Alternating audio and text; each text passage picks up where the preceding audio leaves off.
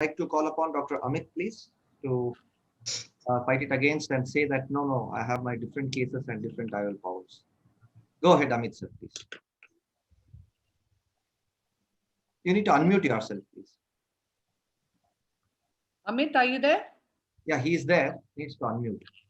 Yes, just give me a second, please. Well, thank you very much, Dr. Chitra and the AIOS for inviting me for this very interesting uh, debate. And I would like to congratulate Dr. Sapna.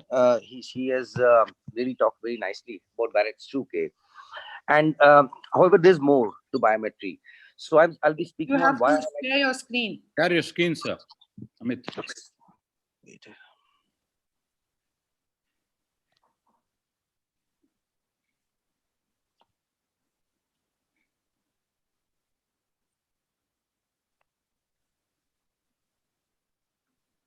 Amit, I think you're on your phone. Yeah. Yeah. Did you get that? Yeah. Yeah. Yeah. Yes. Go ahead. Yes. Hmm. So I would like to say there's much more to biometry than what has been talked to you. So why I like to customize my biometry, and I would like to overlap with why I like to optimize my biometry. So if you look at customization, that's to build or modify a particular specification or preference, and optimization means generally getting the best out of anything. So although we are, at better with Barrett's, I'm sure there's room for best. So never let it rest till your good is better and your better is best. So what we have achieved till now is we have great incisions, laser incisions, and small incisions, good CCCs, unparalleled accuracy and excellent measurements, sophisticated measurements of corneal shape and power, and much improved quality of the IOLs, which reduce the errors. But we need to move out. We need to move out and understand optimization. And for that, we need to understand why. We need to understand that we need to move out of this generation, the fourth or third generation formulas into the classification which is based on method and data. So if we reclassify IOL calculation formulas, we look at regression based formulas. So they are analyze their previous data and they do not rely on theoretical optics. So these are SRK and SRK2. And if we move on to Vergence formulas, and Barrett's universal formula is one of the Vergence formulas. So currently, this is what we are mainly using nowadays, and this takes into account all the refractive surfaces of the eye. And so they become more accurate as we add on more variables. If you look at this, you will see that already we have the Holiday 2, which uses 7 variables, and the Barrett's Universal 2 uses 5 variables in this. So this increases the accuracy of these various formulae. The problem with Vergence formulas are that they are predictive formulas. So what do we mean by predictive? So they predict the position or the effective lens position of the eye. So that's not going to be entirely accurate. And also it relies on the Gaussian optics. So what is Gaussian optics? It means that it assumes all light rays to be parallel. And that is not true. We know the paraxial rays are not parallel. So there's a mix of exact calculation, plus there's a bit of fudging, which goes into this. So how can we add another dimension to the IOL power calculation? Or is it possible for us to add another dimension to the IOL power calculations? And would the results be improved if we use physiological optics rather than the physical optics which all these formulas are using to improve the outcomes? So we know the eye is a biological tissue. It has small dimensions and it requires clinical measurements combined with physical optics to meet the clinical entity. So we have eyes, long eyes, short eyes, post-refractive surgeries, ectatic eyes. So many of these situations arise.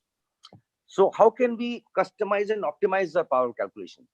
All these formulas, they are using different algorithms. We have the Van Kock algorithm, we have the Abulafia-Koch algorithm for toric IOLs.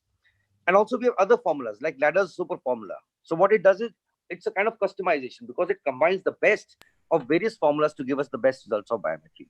It means that no one formula is actually the best panacea for our patients. We can incorporate artificial intelligence with theoretical optics, which is in the Kane formula. And what else? We have the artificial intelligence or machine learning. So if you see, it's like a small tree growing. So with the Barrett's, we are somewhere, in the middle stage. We have watched this tree grow, but with the artificial intelligence, we know what is the future. This is going to keep growing. It's a growing science.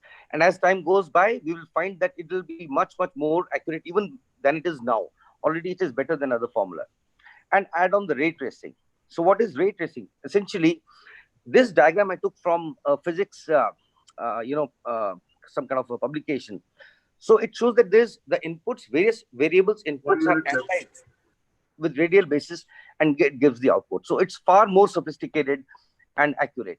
So if you look at the benefits of the Hill RBF, for example, it's purely data driven. It's free of limitation of estimating the effective lens position. And the Hill RBF method demonstrates its performance to be equivalent or better than the latest generation formulae, including Olson and Barrett's. There's no need to calculate the surgically induced astigmatism, and only the IOL calculation approach that provides the surgeon with information with reliability. So what it does is it gives us inbound, outbound.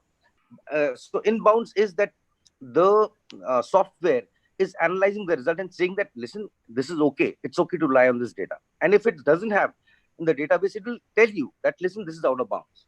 And you need to be careful with that. So which other formula does this? It does have some problems that it is based on empirical data. And this data is fed in, its accuracy is limited by the type of... All right, so I would just like to conclude that although we have hit a temporary ceiling for IOL calculation accuracy, for normalized at approximately 90% of the eyes within plus minus 0.5 diopters of target, and of course lower for more complex eyes, the future is even brighter with formulae and customizations, which we need. We cannot rely on a single formula, even though it's a very good formula like the Barrett's universal. So perhaps IOLs in increments of 0.25 diopters and modification of post-operative power will also pave the way forward for us. Thank you very much. That was very good, Dr. Amit. Of course, Kapna gave a great talk on telling us why Barrett was the only way to go. But I thought you might get a little challenged, but you dealt with it very well.